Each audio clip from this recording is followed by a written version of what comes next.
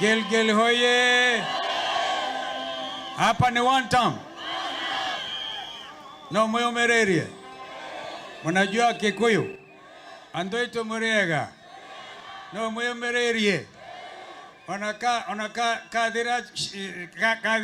kadira kara. Muyaseo. Muko sawa. Harambee. Ebu Ruto na wauni wenzake wajue Wakenya wameamua hapa Gilgil na Kenya nzima. Kwanza wao watatimuliwa mamlakani kisheria. Wangapi wanasema one term, one term, one term? Sababu niulize. Sababu ni vuvuzela tafadhali. Sababu niulize kama bado mwana nyumereria vile Mheshimiwa Eugene amesema. Tulitoka kwa mazishi ya mke wake, one of our foremost nationalists, JM Kariuki, na kufika hapa yeye hata hakufikiwa na kuongea. Maneno iliishia kwangu, tukaona mawe na tukasema tunarudi. Tumerudi, hatujaribu. Tumerudi. Wangapi wanatukaribisha? Na tumerudi na sababu maalum. Sababu maalum. Kenya yetu iko hatarini. Iko hatarini kabisa. Na kwa hivyo ni wakati wa kujikomboa, kama vile dada yangu Mother anasema, mujipange mujikomboe. Tuungane tujikomboe. Sisi wana Wiper, nikisema Wiper utanipatia komboa Kenya. Kwa sababu lazima uamue kama uko tayari kukomboa nchi yako. Wiper! Wiper! Wangapi wako tayari kukomboa nchi yao, kukomboa nchi yao, kukomboa nchi yao? Nimesimama hapa kuunga mkono yale yote yamezungumzwa hapa. Aswa vuvuzela tafadhali. Vuvuzela tafadhali. Kuna jambo muhimu hapa. Sababu ya kukomboa nchi wakati umefika. Vile ndugu Muturi ameongea, JB Muturi. Yeye alikuwa Attorney General, wakili mkuu wa serikali ya Kenya. Mimi unakumbuka nilikuwa makamu wa rais wa Kibaki. Ni sisi na Kibaki tulileta free primary and compulsory education. Ile ambayo Ruto ameharibu. Anasema, nakubaliana na Rigiji, alisema ata Wakenya wataamua kulingana na rekodi ya kila kiongozi. Rekodi ya Ruto ndio hiyo. Kuchukua vijana majenzi, kuwaua, kutoa amri vijana akifanya maandamano apigwe risasi. Hiyo ndio rekodi ya Ruto.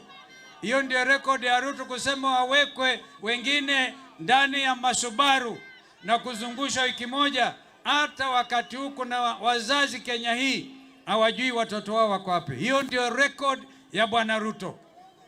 Kwa hivyo mimi nataka nitoe hoja hapa. Kama Ruto ataendelea kutumia polisi vibaya hapa, kwa mfano ukiona mtu anatoa tear gas, wamepindua nia, badala ya polisi kutuingilia wanatuma mmoja wetu hapa, alafu wakati kama huu unalipua tear gas. Hakuna mwananchi wa kawaida ako na haki kubeba hiyo silaha ya kutoa machozi. Hiyo inamilikiwa tu na askari wetu wa polisi. Kwa hivyo mkiona tear gas ikitumika kwa umati kama huu, mjue huyo ni Ruto. Na hiyo ndiyo rekodi yake ya Ruto, kuwapiga wananchi tear gas. Hiyo ndiyo rekodi, hiyo atajajiwa nayo, kwamba mkutano kama huu, badala ya polisi kulinda wananchi, wananchi wenyewe wameamua kujilinda, kama vile tuliona Kisii. Tuseme Kisii oye! Wangapi wanasema tutafanya kama ndugu zetu wa Kisii, kujilinda sisi wenyewe? Ile hoja kali natoa hapa. Na mimi naomba tukisonga mbele, JB Muturi ani second tukienda pale Nakuru. Ruto has committed an impeachable offense. Naongea hiyo kwa lugha ya Kimombo. He has committed an impeachable offense kupatia wahuni. Sijui kama mwae kusikia kikundi upande wa Sudan, mambo yao ndio alikuwa anashughulikia sana. Kikundi ambacho kinaitwa Janjaweed. Janjaweed ni Waarabu ambao wanaenda juu ya farasi na wanatumia hata misalisa. Unajua misalisa? Whip. Anafanya namna hii, anafukuza mtu mweusi kama wewe. Sasa ile impeachable offense amefanya Ruto ni kumpatia komanda wa kikundi hicho kukaa hapa Kenya, na ndugu yako kupatiwa passport kama vile Matiang'i amesema, traveling document.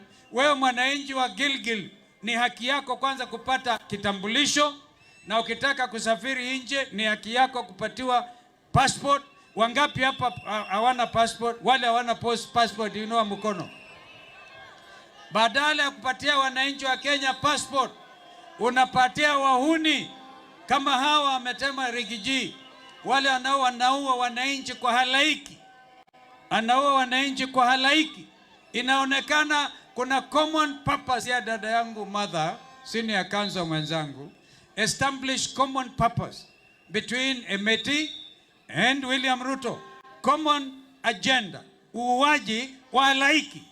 Kwa hivyo tumekuja hapa Gilgil, tuambieni na kina gavana wenu hapa na wale wengine, either uko na wananchi ama wewe umejiunga na kundi la wahuni. Mahali tumefika, hatuwezi kukubali Kenya iharibiwe. Tunahakikisha wananchi wetu, we shall return the integrity of the nation state.